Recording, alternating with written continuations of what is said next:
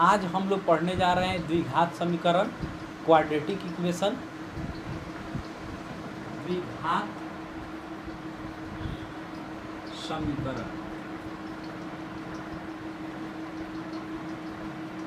Quadratic equation.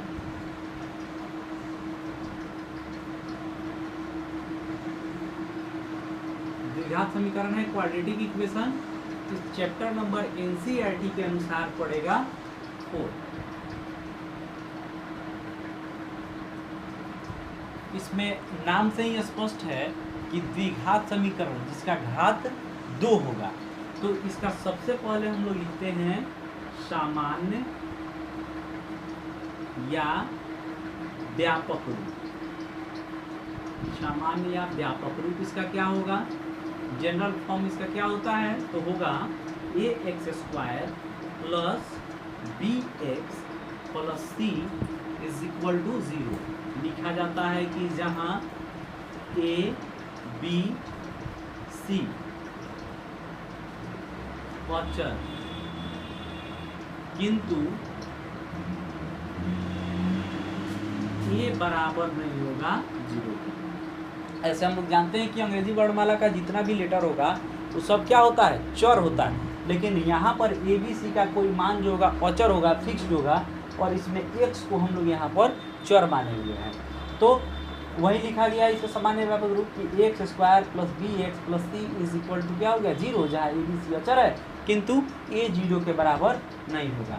ठीक है, यहाँ तक तो बात समझ में आ रहा होगा। और इसका पहचान देखिए, हम लोग इसे इसको कैसे पहचानेंगे कि कौन द्विघात समीकरण है और कौन नहीं है।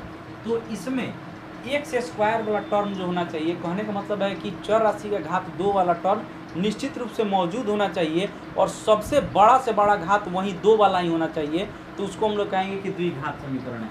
जैसे कि मान लीजिए हम लोग यहाँ पर लिख दें 5x² प्लस 3x प्लस 7। अब पूछा जाए कि द्विघात समीकरण है या नहीं है, तो यहाँ पर हम लोग देखेंगे जो चर राशि 2 जगह है, इसमें सबसे बड़ा घात क्या है? 2 है। तो इसलिए हम लोग बोलेंगे कि द्विघात समीकरण है। अगर यहाँ जैसे कि लिख दिया जाता 3x का power 3 plus 5x² minus 7x plus 2 is equal to 0। अब पूछा जाए कि द्विघात समीकरण है या नहीं। इसमें तो x² वाला टर्म आ रहा है, लेकिन इसको हम लोग द्विघात समीकरण नहीं कह सकते हैं, क्योंकि केवल x का पावर 2 होने से ही द्विघात नहीं हो जाएगा। इसके लिए क्या कंडीशन है कि चर राशि का अधिकतम घात 2 होना चाहिए। यहाँ पर चर राशि का अधिकतम घात कितना है? 3 है। इसलिए इसको हम लोग द्विघात समीकरण नहीं कह सकते हैं। द्विघात वाला मौजूद होना चाहिए, लेकिन सबसे बड़ा भी वही होना चाहिए। जैसे कि मान लीजिए अगर ऐसे लिख देते x² minus 1 is equal to 0। अब पूछा जाए द्विघात समीकरण है तो है, इसमें x² उपलब्ध है सबसे बड़ा, इसमें सबसे बड़ा घात कितना है? तो 2 है ही है। इसलिए इसको हम लोग कहेंगे कि द्विघात समीकरण है। अगर केवल इस तरह भी लिख दिया जाता, मान लीजिए कि 5x² इज इक्वल टू 0, ये भी द्विघात समीकरण हो जाएगा। लेकिन अगर लिखा जाता 5x plus 3 is equal to 0, द्विघात समीकरण है तो नहीं है, क्योंकि इसमें घात 2 वाला नहीं दिया हुआ। यहाँ तक तो शायद आप लोग को बात समझ में आ चुका होगा। आप लोग द्विघात समीकरण आसानी से पहचान सकते हैं। कुछ ऐसा होता है जिसको कि हम लोग कैलकुलेट करके तब बताएंगे कि द्विघात समीकरण है या नहीं। हालांकि अगर कैलकुलेशन अगर अच्छा हो तो मन में भी कैलकुलेशन करके देखा जा सकता है कि द्विघात है या नहीं है। जैसे कि मान लीजिए इस प्रकार से देखिए 3x प्लस 2 का whole square is equal to 5 into 3x minus 1। पूछा जाए कि द्विघात समीकरण है या नहीं, इसको पहले हम लोग क्या करेंगे? सॉल्व कर लेंगे। इसको हम लोग लिखेंगे a प्लस बी के होल स्क्वायर पर a² प्लस 2ab और प्लस 2ab और प्लस b²। ऐसे हम लोग पहले a प्लस बी के होल स्क्वायर के फॉर्म में इसको लिख लेंगे, और यहाँ पर हम लोग इसको मल्टीप्लाई करेंगे तो 15x माइनस 5 इस प्रकार आएगा। अब यहाँ हम लोग क्या लिखेंगे? 9x² प्लस 12x प्लस 4, इसको इधर लाइए तो माइनस 15x, इसको भी इधर लाइए तो प्लस 5, इज इक्वल टू 0। अब यहाँ क्या होगा 9x²। अब इसको हम लोग आपस में इसको कैलकुलेट करेंगे तो कितना आएगा -3x और यहाँ +9 इज इक्वल टू 0। तो हम लोग बोल देंगे कि द्विघात समीकरण है। यहाँ तक तो बात समझ में आ गया। तो कुछ ऐसा भी होगा जिसको कि हम लोग सॉल्व करेंगे और तब हम लोग बताएंगे कि द्विघात समीकरण है या नहीं। तो एक्सरसाइज 4.1 में इसी तरह द्विघात समीकरण हम लोग को पहचानना है कि कौन द्विघात समीकरण है या नहीं। इसमें तो बाकी सिंपल है, जो सिंपल मल्टीप्लिकेशन होता है उसी के आधार पर है, और कुछ फार्मूला का यूज करना होगा, जैसे कि a + b का होल स्क्वायर अभी जो लिखा गया है a² + 2ab + b², इसका यूज किया जाएगा। अगर यहाँ माइनस होता तो हम लोग यहाँ माइनस लगा लेते, यानी a - b का होल स्क्वायर बराबर क्या होता है a² - 2ab + b²। और a + b का होल क्यूब पर भी आएगा, जैसे कि a³ + 3a² b + 3ab² + b³। अगर यहाँ माइनस होता तो यहाँ और यहाँ भी माइनस हो जाता, यानी a - b का होल क्यूब पूछा जाता तो नीचे माइनस है, तो नीचे माइनस वाला हम लोग लेते जाएंगे, जैसे कि a³ - 3a² b + 3ab² - b³। तो इस फार्मूला का यूज करके भी आप लोग इसको एक्सपेंड करके और बता सकते हैं कि कौन द्विघात समीकरण है और कौन नहीं है। तो अब हम लोग इसमें देखते हैं द्विघात समीकरण के लिए विवेचक हम लोग कैसे ज्ञात करते हैं। बहुत इंपॉर्टेंट है, 10th में हमेशा पूछा जाता है कि विवेचक, विविक्तकर या डिस्क्रिमिनांट क्या होता है, जिसको जनरली डी से डिनोट किया जाता है, तो वो कैसे निकलता है, इससे रिलेटेड क्वेश्चन हमेशा एग्जाम में पूछा जाता है।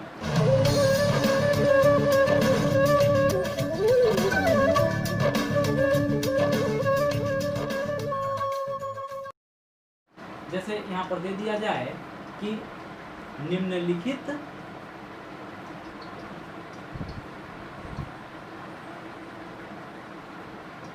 द्विघात समीकरण का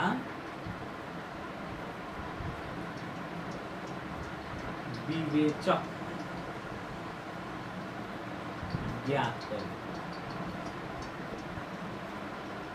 ऐसे दे दे। तो इसमें जैसे कि मान लीजिए दे दे 5x² + 3x - 2 is equal to 0, √2x² - 5x + 2√2 is equal to 0 दे दिया जाए। जैसे कि मान लीजिए 4x² - 5 इज इक्वल टू 0। जैसे लिखा जाए अगर 8x² + 7x is equal to 0, इस प्रकार से कुछ भी लिख दिया जाए और कहा जाए कि इसका विवेचक निकालिए, हम लोग कैसे निकालेंगे। तो द्विघात समीकरण का जनरल फॉर्म क्या बताया गया, ax² + bx + c is equal to 0 का हम लोग को निकालना हो विवेचक, या इसी को कहा जा सकता था विविक्तकर, या इसी को इंग्लिश में कहा जाता है डिस्क्रिमिनांट। इसको हम लोग जनरली डी से डिनोट करते हैं, डी से सूचित करते हैं। तो डी बराबर इसके लिए फॉर्मूला क्या आएगा, b² - 4ac। बहुत इंपॉर्टेंट फार्मूला है, इसको याद कर लीजिएगा कि d बराबर क्या होगा, तो b² - 4ac। इसे निश्चित रूप से बोर्ड में क्वेश्चन पूछा ही जाता है और पूछेगा भी, तो इसको आप लोग याद कर लीजिएगा कि d बराबर क्या होगा, डिस्क्रिमिनांट, यानी कि b² - 4ac, यही विवेचक का सूत्र होगा। तो हम लोग को जैसे कि यहाँ सॉल्व करना है, मान लीजिए कि हम लोग यहाँ 1 नंबर सॉल्व कर रहे हैं, जैसे यहाँ पर लिख दिया जाए 5x² + 3x - 2 is equal to 0। हम लोग इसको विवेचक निकालेंगे, जैसे a इज इक्वल टू क्या हो जाएगा 5, फिर यहाँ पर b बराबर कितना होगा 3 और c बराबर -2। विवेचक का मतलब क्या, d होगा, d बराबर फॉर्मूला क्या होगा, b² - 4ac। तो b² यानी कि 3 का स्क्वायर -4 गुना a का मान 5 और c का मान हो जाएगा -2। यानी कि 3 का स्क्वायर 9 और माइनस माइनस गुना होगा तो यहाँ पर हो जाएगा प्लस, इसमें हम लोग गुना करेंगे 20 और 20 में 2 से गुना करेंगे तो आएगा 40, यानी कि डी का मान कितना आ गया तो 49 आ गया। यहाँ तक तो बात समझ में आ चुका होगा, इसमें किसी को कोई परेशानी नहीं होना चाहिए। अगर मान लीजिए कि जैसे कि अब 2 नंबर को हम लोग सॉल्व कर रहे हैं, हम लोग 2 को कैसे सॉल्व करेंगे उसको देखिए। जैसे यहाँ दे दिया जाए √2x² minus 5x plus 2√2 is equal to 0। अब हम लोग को इसको सॉल्व करना है, तो यहाँ लिखेंगे हम लोग a is equal to √2, b is equal to -5, c is equal to 2√2। b निकाल लीजिए, क्या फॉर्मूला होगा, b² माइनस 4ac, तो b² यानी कि -5 का स्क्वायर माइनस 4 गुना a का मान √2 और c का मान हो गया 2√2। अब यहाँ कितना आ जाएगा, इसका स्क्वायर करेंगे तो 25 माइनस, अब इसमें गुना कर दीजिए तो 4 में 2 से गुना होगा 8 और √2 गुना होकर 2 हो जाएगा, तो यहाँ आ गया 25 माइनस 16 यानी कि बराबर कितना आ गया तो 9 आ गया। यहाँ तक तो बात समझ में आ चुका होगा। अब इस प्रकार अगर ए बी सी आप लोग को पता हो जाए तो आप लोग प्रत्येक का विवेचक आसानी से निकाल सकते हैं। जैसे अब मान लीजिए कि हम लोग क्वेश्चन नंबर 3 को सॉल्व कर रहे हैं, इसको हम लोग कैसे सॉल्व करेंगे इसको देखिए। जैसे 3 में दिया हुआ है 4x² minus 5 is equal to 0, यहाँ a का मान कितना होगा 4, b का मान कितना होगा और c का मान कितना होगा, इसमें थोड़ा सा कंफ्यूजन होगा आप लोगों को। तो हम लोग b किसको कहते हैं, यहाँ देखिएगा जनरल फॉर्म में लिखा गया है, तो x के बगल वाले को b कहते हैं, इसमें x कहीं है नहीं है, तो b का मान 0 हो जाएगा और अचर पद जो होता है c होता है, यानी कि यहाँ पर -5 हो गया। बात तो समझ में आ रहा है यहाँ तक। अब d बराबर हम लोग क्या लिखेंगे, b² माइनस 4ac, तो 0 का स्क्वायर माइनस 4 गुना 4 गुना -5, इस तरह से लिखे। 0 का स्क्वायर 0 हो जाएगा, माइनस माइनस गुना हो गया प्लस, और इसको पूरा को गुना कर लिया आपस में तो कितना आ जाएगा तो 80 आ गया। इसको हम लोग जोड़ेंगे तो 80, यही आंसर हो गया। यहाँ तक तो बात समझ में आ चुका है। अब इसी प्रकार एक क्वेश्चन है, इसको आप लोग सॉल्व कर लीजिएगा, और बुक में भी दिया होगा जहाँ विवेचक निकालने के लिए या क्वेश्चन बैंक में दिया हो, उसको आप लोग देखकर और इसको सॉल्व कर लीजिएगा। और इसके अगले वीडियो में अगले कॉन्सेप्ट के साथ मिलेंगे।